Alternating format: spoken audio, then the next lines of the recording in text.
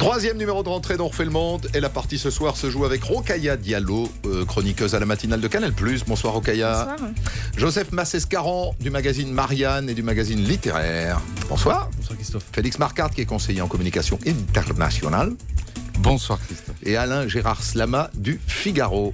Oui, puis dans une rhétorique quand même qui est digne de pilier de bistrot quand même, parce qu'on a quand même entendu Brice Hortefeux parler des caravanes qui étaient tirées par des gros cylindres. Oui. C'est des gros cylindrés, donc on est dans un registre. pas les piliers de bistrot. On est dans un. Dit Peut-être. Slama. Je m'en excuse Je auprès croyais que c'était du bronzage, moi.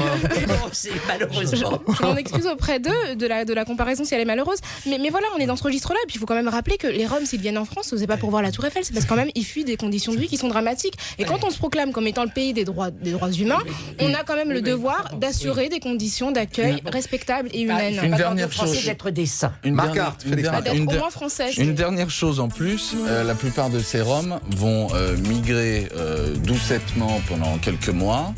Ils vont rester en Autriche tranquillement. Les Autrichiens feront absolument rien pour les renvoyer plus loin. Ouais. Et Les Autrichiens n'ont pas le temps, ils sont assez antisémites comme ça, donc ils ont assez à faire. Quoi, voilà. L'Autrichien en moi s'insurge. Je marque une pause.